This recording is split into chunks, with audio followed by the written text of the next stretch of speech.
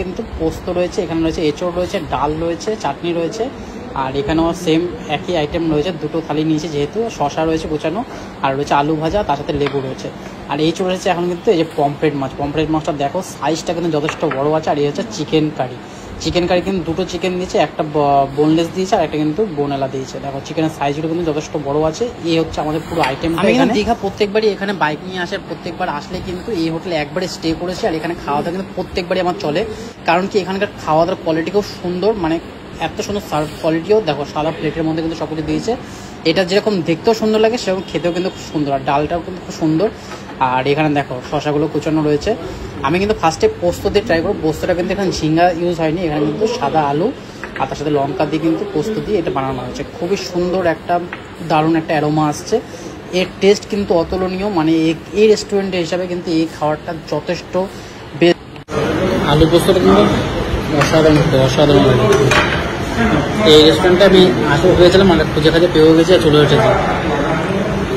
রাইসের সাথে ফার্স্টে আলু পোস্ত, এটা ঝিঙ্গা নেই, দারুণ দারুণ লাগে।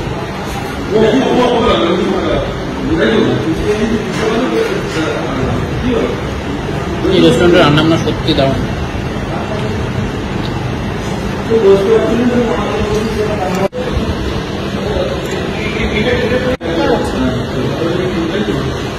ঝিঙ্গাগুলো ভালো লাগবে, ভালো লাগবে। খাওয়ার কোয়ালিটি এত ভালো, সেই জন্য কিন্তু আমি আবার কিন্তু এক্সট্রা রাইস নিয়ে নিয়েছি। আর এই যে ডাল নিচ্ছে, ডালটা দেখো মুসুর ডাল জিরা ফোড়ন দিয়ে কিন্তু করেছে। মুসুর ডালটা যথেষ্ট ভালো, এমন না কিন্তু ভাতের মাড় দিয়ে এটাকে ঘন করা হয়েছে বা জল বেশি রয়েছে। এখানে ডালের পরিমাণ যথেষ্ট ভালোই রয়েছে। আর এখানে দিয়েছে পাতিলেবু।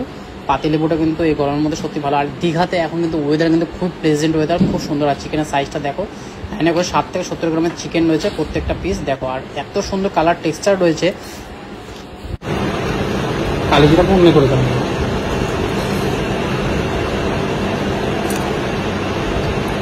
অসাধারণ।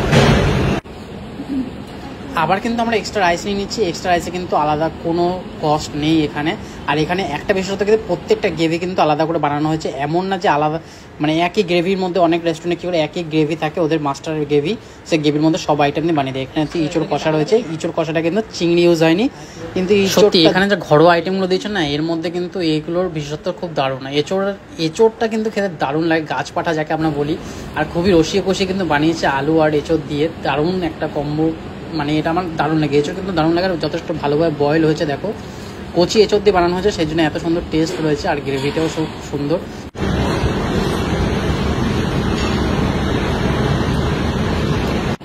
আর তাছাড়া এখানে স্যালাডের মধ্যে কিন্তু পেঁয়াজ, শশা আর লেবু রয়েছে, লঙ্কা দিয়ে দিয়েছে। কিন্তু আমি কিন্তু আবার এক্সট্রা রাইস নেব।